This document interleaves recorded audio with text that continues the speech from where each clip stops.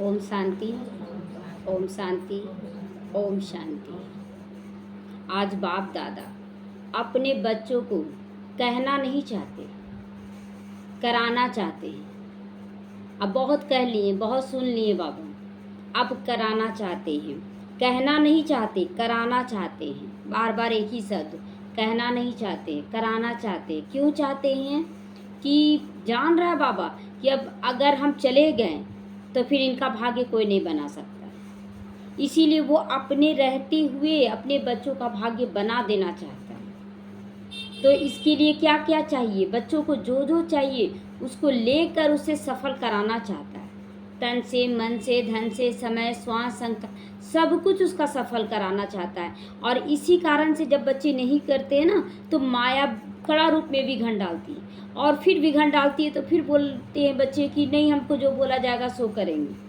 तो परिस्थितियाँ उनको सजा देकर उसको कराया जा रहा है। तो बाबा कहना नहीं चाहता, अब कराना चाहता, अब कराएगा।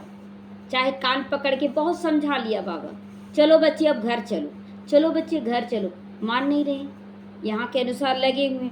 सिर्फ अपने मन में दृढ़ता लाओ। थोड़ी सी बात में संकल्प को ढीला मत कर दो। छोटा सा कोई बात होता है, संकल्प ढीला होता, नहीं हम नहीं कर पाएंगे, मेरा शरीर जवाब दे रहा है, मेरा ये हो रहा है, वो हो रहा है। नहीं, हम पावरफुल आत्मा है क्योंकि भगवान की संतान है। हम अगर सोच ले कि आपको करना है तो किसी में ताकत नहीं जो हमको रोक दे। लेकिन अपने अंदर दृढ़ता होना चाहिए कि भगवान मेरा साथी है तो मेरा सब कुछ अच्छा होगा, सब कुछ अच्छा होगा। कोई इंसल्ट करे, कोई घृणा करे, कोई अपमान करे, निंदा करे, कभी भी कोई दुख दे, आपकी शुभ भावना मिटनी नहीं चाहिए। आपकी शुभ भावना मिटनी नहीं चाहिए। आप चैलेंज करो माया को कि तुम करते रह जाओ, मेरी स्थिति को तुम डगमग नहीं कर सकते हो। हमें चैलेंज करने के लिए बाबा कह रहा है कि बच्चे तुम करो, चैलेंज करो, हमारी स्थिति को तुम हिला नहीं सकते। लेकिन किन बच्चों को बाबा बोलता है?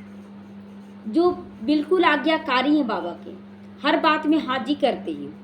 तो माया को, प्रकृति को परिवर्तन करने वाले आप विश्व परिवर्तक आत्मा हो। परिवर्तक आपका ऑक्यूपेशन ही क्या है? खुद को बदलना, विश्व को बदलना, प्रकृति को बदल देना, यही है ना। तो विश्व परिवर्तक हो तो अगर कोई अपने संस्कार के वश होकर आपको दुख भी दे, चोट लगाए, हिलाए, तो क्या करोगे आप? कोई दुख दे, चोट पहुंचाए, धोखा दे, आप क्या करोगे? तो आप दुख की बात को सुख में परिवर्तन नहीं कर सकते। सुख में परिवर्तन कर देना, क्या सोचना है कि बाबा मेरा सारा हिसाब किताब चुकतू हो रहा, वाह वाह वाह वाह, बहुत अच्छे से चुकतू हो जाएगा, हम तो आपकी गोद में हैं, मेरे साथ तो सब अच्छा हो रहा है। तो इंसल्ट को सहन नहीं कर सकते। कोई इंसल्ट कर रहा है तो गाली को गुलाब नहीं बना सकते। गाली को क्या बनाना है? गुलाब बनाना है। फूल मतलब बाबा बहुत बार बोला कि इस जन्म में अगर कोई बहुत ज़्यादा गाली सहन कर रहा है, उसको 84 जन्म तक फूलों का वर्षा होगा उसके ऊपर, महिमा का फूल चढ़ाया जाएगा हर जन्म में। तो इस जन्म में गाली खाना अच्छा है कि खराब है? अच्छा है ना। तो अब जितना ज़्यादा गाली मिले उतना आप खुशी में आ जाएंगे कि नहीं, कि मेरे ऊपर हर जन्म में फूलों का वर्षा किया जाएगा। देखते ना कि जैसे राजपथ में राजा लोग चलते हैं, दोनों तरफ दास दासियाँ थाली में फूल लेकर रहती हैं, दोनों तरफ डालती हैं, तो फूल डालती हैं ना। ये वही लोग हैं जो अभी गाली दे रहे हैं। जो गाली दे रहे हैं ना, वही जब हम रास्ते से गुजरेंगे ना, तो दोनों तरफ थाली में फूल लेकर खड़े रहेंगे और फूल डालेंगे आपके ऊपर। तो अच्छा लगेगा कि बाबा इसी दुख को सुख में परिवर्तन करने के लिए बोल रहा है कि बच्चे सुख में परिवर्तन नहीं कर सकते। कोई गाली भी दे रहा है तो अब देखिए बाबा सिखा रहा है युक्ति कि कैसे हम लोगों को फील करना है। गाली कोई दे रहा है तो इंसल्ट करते हैं, तो तुम गाली को भी गुलाब नहीं बना सकते। समस्या को बाप समान बनने के संकल्प में परिवर्तन नहीं कर सकते। जब हम बोलते हैं बाबा ठीक कर दो, ठीक कर दो, अच्छा बाबा पूछता हम कैसे ठीक करेंगे बच्चे? क्या बोलता है बाबा? जब भी आप बोलते हैं कि बाबा ठीक कर दो, बाबा ठीक कर दो, तो बाबा क्या बोलेगा? जाओ ठीक हो जाएगा। आप खुश हो जाते हो ना। बाबा बोला है कि जाओ सब कुछ अच्छा हो जाएगा बच्चे। आप खुश हो जाते, भगवान बोल दिया सब तो अब ठीक होना है। अब यही चीज़ बाबा बोल रहा तुम भी बोलो, हमसे बोलवाओ मत, अब तुम खुद ही बोल दो कि मेरा सब कुछ ठीक हो रहा है। तुम्हारे संकल्प से भी सिद्धि होगा। लेकिन हम अपने संकल्पों में सिद्धि इसलिए नहीं अनुभव करते हैं क्योंकि हम दिन भर में ना बहुत सारी गलतियां करते, झूठ बोलते हैं, गलत काम करते, श्रीमत के अनुसार नहीं चलते। हम जानते हैं कि मेरे संकल्प में उतना ताकत नहीं है, लेकिन भगवान तो भगवान, वो तो कोई पाप नहीं करता है, इसीलिए वो जो बोल देगा ना वो होना है। और बाबा चाहता है कि बच्चों का भी जो सोचना जो बोलना होगा वो हो जाए, तो इसीलिए बाबा परफेक्ट बनाना चाहता है। तो आप सबको याद है जब आप ब्राह्मण जन्म में आए और निश्चय किया, चाहे आपको 1 सेकंड लगा चाहे 1 मास लगा, लेकिन जब से आपने निश्चय किया, दिल से कहा मेरा बाबा, मैं बाबा का, तो संकल्प किया, तो अनुभव भी तो बाबा करवाया। बहुत जगह ऐसी बहुत विपरीत परिस्थितियाँ आई, बहुत सारी परिस्थितियाँ आई, और उसके बाद महसूस हुआ, बाबा टच किया, बच्चे कुछ नहीं होगा, सब ठीक हो जाएगा। तो बाबा कहता है तब आपने माया को चैलेंज किया कि मैं माया जीत बनकर रहूँगी, मैं सारे बंधनों को समाप्त करके रहूँगी। जब बाबा के बने तो बाबा अब मैं आपकी बन गई हूँ। उस समय चारों तरफ से रास्ता बंद था। जिस समय बाबा के बच्चे बनते हैं बाबा के, उसमें चारों तरफ रास्ता बंद होता है, और उस समय फिर हम बाबा को बोलते बाबा आपके बन गए हैं, अब आपको ठीक करना, हम जो आप बोलेंगे सो हम करेंगे। और करना शुरू करते हैं, कितनी सारी समस्याएं आई, समाप्त हो गई, विजय बना दिया बाबा। कितने सारे बंधन थे समाप्त हो गए, बंधनों से निकल गए, संबंधों में आ गए, और फिर बहुत सारी प्राप्तियां होने लगी, सफलता मूर्त बना दिया। तो बाबा याद करा रहा है कि देखो बच्चे, बाबा के बनने के बाद कितनी सारी अनुभूतियां हुई तुमको। तो यह चैलेंज माया को किया था ना उस समय कि बाबा हम करके रहेंगे। बहुत सारी श्रीमत थी जो करना असंभव सा लग रहा था, लेकिन बाबा को याद करते करते संभव हो गया। तो मायाजीत बनना नहीं आता, मायाजीत अब बनना नहीं आता। बाबा पूछता है कि बच्चे अब मायाजीत बनो। मायाजीत आप ही कल्प पहले बने थे और अब भी तुम ही बनोगे, ये पक्का विश्वास रखो। कौन बनेगा? कल्प पहले जो हुआ था वही हो रहा है। तो अगर हम बने थे तो आज भी हम बनेंगे। कल्प पहले जो हुआ था वो हो रहा है, तो दूसरा कोई नहीं बनने वाला है, आपको ही बनना होगा। और बाबा चाहे जैसे कि घर खेलने गया है बच्चा ना, तो 2 बच्चा अगर प्यार से मान गया और 2 बच्चा नहीं मान रहा है तो उसको डांट जरूर लगाएगा माँ बाप, चलो घर चलना है शाम को अब घर। तो तीसरा बच्चा डांट से सुन लिया, डांटने से सुन लिया। चौथा बच्चा डांट से भी नहीं सुना तो उसको 2 थप्पड़ लगाया जाएगा ना।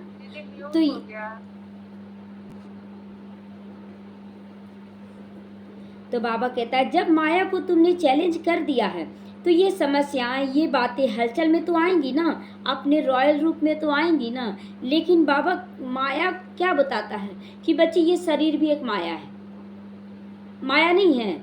आज आप अपने शरीर को कितना कुछ खिलाते आए हैं बचपन से, लेकिन फिर भी ये बीमार पड़ जाता है। अचानक बीमार पड़ा तो लगा कि कोई ताकत ही नहीं, कहाँ गया आपका खाना? तो ये माया भी नहीं है। कहाँ तो आप बहुत अच्छा चीज़ खा रहे, आज हर तरह का चीज़ खाने वाला भी बच्चा बहुत ज़्यादा बीमार पड़ रहा है, कैंसर से पीड़ित हो रहा है, हर तरह की बीमारियों से पीड़ित हो रहा। तो ये भी बाबा बोलता है क्या आपके ग्रुप में नहीं होता है बीमारी? लेकिन हमारा ब्रह्मा कुमार कुमारियों में भी क्या कोई जान रहा है कि कौन कैसे चल रहा, कौन कैसे चल रहा है? पहला ये बात। दूसरा, अगर मम्मा पापा को भी आया ये बीमारी तो उसका असर नहीं पड़ता है। ये मेरा खुद का प्रैक्टिकल अनुभव है।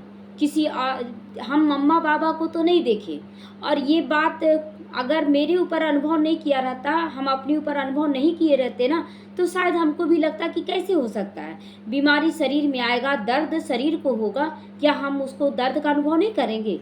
दर्द जरूर होगा, लेकिन नहीं। बाबा के साथ अगर संपूर्णता से समर्पण आप कर देते हैं तो शरीर का दर्द आपको नहीं होगा। शरीर अपनी जगह काम करेगा और आत्मा अपनी जगह काम करेगी। एक जरा सा दर्द का फीलिंग नहीं है। ये मेरा अपना प्रैक्टिकल अनुभव है, पर्सनल अनुभव है। इसलिए हम इस अनुभव से हम शेयर कर रहे हैं, क्योंकि बहुत बच्चे बोलते हैं कि क्या पता मम्मा पापा को भी बहुत दर्द सहन करना पड़ा होगा, दादियों को भी सहन करना पड़ता होगा, बहुत ज़्यादा बीमारी आया तो। लेकिन नहीं, शरीर का असर आपकी आत्मा पर नहीं पड़ेगा। तो माया और कोई रूप में नहीं आएगी, माया यही रूप है। आपका शरीर एक माया है, जो रिश्तेदार नजर आ रहे हैं वो एक माया है। आज बहुत प्यार से बात कर रहे हैं और कल छोटी छोटी बातों में मुंह फुला लेते, 10-10 दिन तक बात नहीं करते हैं बच्चे। बच्चे क्या करेंगे? नहीं बात करेंगे, बड़ों का रिगार्ड नहीं रखते हैं। क्या है ये? माया नहीं तो क्या है? छोटी छोटी बातों में कड़ा रूप में होकर बोल देते हैं। क्या संस्कार माया डाल दी है? रावण का संस्कार कि बच्चों को भी क्या कर दिया है, एकदम खराब बना दिया है, कि जो बच्चे बड़ों का इज्जत नहीं करते हैं। तो इसलिए बाबा कहता है कि बच्चे ये जो संबंध तुमको दिख रहा है ना, ये बच्चे हैं, ये बड़े हैं, ये छोटे हैं, कोई भी छोटा बड़ा नहीं है, केवल आत्मा है सब। और वो अपना हिसाब चुकतू कर रही है। डिटैच, एकदम डिटैच हो जाइए। और डिटैच होने का मतलब बहुत बच्चे ये समझ लेते, इसलिए क्लियर कर रहे हैं, बहुत बच्चे समझ लेते परिवार को छोड़कर निकल जाओ। ये कभी नहीं बोला बाबा, उम्मीद रखने नहीं बोलता है बच्चों से, परिवार से उम्मीद नहीं रखना है कि हम अगर सेवा कर रहे हमको भी कोई करे। नहीं, इनको अगर लौकिक युगल को बोलते हैं कि हम आपको बोलने जाते हैं कि हम मेरा तबीयत खराब है या हमको दर्द हो रहा, आप बार बार बोलते, बोले तुम भी बोलो हम भी सुनेंगे, तुम मेरा सुनो हम तुम्हारा सुनेंगे। तो बोले कि क्यों सुनना और सुनाना, बीमार हो गए ये सुनना सुनाना ही क्यों? हम चाहते बीमारी ही ना आए, और आप चाहते हैं कि बीमारी हो तब तो सुनना सुनाना होगा। हम चाहते ना हम बीमार पड़े ना आप बीमार पड़े, तो चुप हो जाते हैं। तो क्यों कष्ट में हम डालें उनको कि हम पूछने जाएं? बाबा करे बीमार ही ना पड़े, ना हम बीमार पड़े ना ये बीमार पड़े। तो क्लियर जवाब हर बात में। लेकिन कहीं कहीं बच्चों को नहीं समझ में आता है ना, यहाँ क्या बोलेंगे, वो मेरा केयर कर रहे हैं तो क्या हमको नहीं करना चाहिए? बिल्कुल करना चाहिए, लेकिन देभान में नहीं। पहले हम बहुत परेशान होते थे, ज्ञान में नहीं थे ना। थोड़ा सा किसी का तबीयत खराब हो गया ना, एकदम दिन रात एक कर देते थे, और इतना एक कर देते थे कि खुद ही बीमार पड़ जाते थे, और ना खुद को देखते थे ना फिर किसी को देख पाते थे, इतना हो जाते थे। लेकिन ज्ञान में आने पर उल्टा हो गया। अब देखते ही नहीं, बोलते ठीक हो गया, कुछ नहीं हुआ, चलो योग कर लो, योग द्वारा तुम्हारा सब ठीक हो जाएगा, पानी पी लो बाबा को याद करके ठीक हो जाएगा। और हो जाता है, होता है सब कुछ ठीक। आज परिवार में कोई विश्वास नहीं करता था, बोलता था सब ढकोसला है, सब नहीं मानेगा। उन लोग भी गलत नहीं है ना, परिवार वाले गलत नहीं है, क्योंकि अब तक जितने बाबा लोग आए ना सब ढकोसला ही तो किए। अब इनको भी तो हम लोग बाबे शब्द यूज करते हैं, बाबा हैं और दिखा रहे हैं ब्रह्मा बाबा को, तो लोग विश्वास कैसे करेंगे? तो वो लोग को विश्वास दिलाने के लिए आपको प्रैक्टिकल में बदलना होगा। और जब तक आप बाप समान नहीं बनेंगे, वो पावर कैसी खींचिएगा? अपने अंदर पावर भरने के लिए पहले बाप समान अपने आप को बनाना पड़ेगा, और वो पावर फिर आ जाएगा तो आप उनके लिए क्या हो जाएंगे? महान आत्मा बन जाएंगे। आप पवित्र आत्मा, दिव्य आत्मा का आपको टाइटल मिल जाएगा कि आप हैं। तो इन रूपों में ही माया जीत बनना है, इन रूपों में ही कि परिवार का तबीयत खराब हो गया, बहुत तबीयत खराब है, बहुत तबीयत। आप बार बार क्या संकल्प दे रहे हो उन लोग को? बहुत तबीयत खराब है, आप तो श्राप देते रहे। आप एक बार बोलकर तो देखिए। लेकिन हाँ, अब यहाँ सुन लेंगे, बोल दे रहे कि आप आज से बोलिए कुछ नहीं हुआ है ना, और आप बोल दीजिए नहीं कुछ नहीं हुआ है घर में, और उसके बाद अंदर तबीयत तो खराब है, बोली है तो बोल दे रहे। ऐसे नहीं, झूठा नहीं, झूठ नहीं यहाँ चलेगा। आपको अपने बाबा पर यकीन करना होगा, हमारे ऊपर नहीं। हाँ, हमारा निश्चय 100% है, लेकिन आपको भी बाबा के ऊपर 100% निश्चय करना होगा कि डॉक्टरों से बड़ा मेरा वैद्यनाथ है। वैद्यनाथ सेकंड में ठीक कर सकता, हम क्यों किसी के पिछाड़ी पड़े? लेकिन आपका संकल्प हिल जाता है, और हिल जाने से फिर ठीक नहीं हो पाता है ना, तो बहुत मेहनत करना पड़ता है। तो बात नहीं बदलेगी, सेंटर नहीं बदलेगा, स्थान नहीं बदलेगा, आत्माएं नहीं बदलेगी। आपको बदलना होगा, हमें बदलना होगा। हम बच्चे बदलेंगे तो परिवार बदलेगा, हमारा संस्कार बदलेगा तो परिवार ऑटोमेटिक बदल जाएगा। जो विघन है वो ऑटोमेटिक ठीक हो जाएगा, आपको कुछ मेहनत नहीं करना होगा। तो आपको स्लोगन तो सबसे अच्छा लगता है ना, बदला नहीं लेना है, बदल के दिखाना है।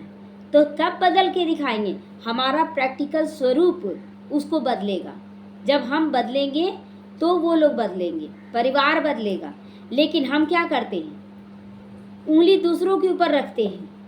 हाँ, जो उंगली रख रहे दूसरों के ऊपर रखने दीजिए, हम ना रखें, हम झुक जाएं तो झुका सकते हैं। पेड़ में फल लगने के बाद झुकता है ना, हमारे ऊपर ज्ञान का फल लग गया है।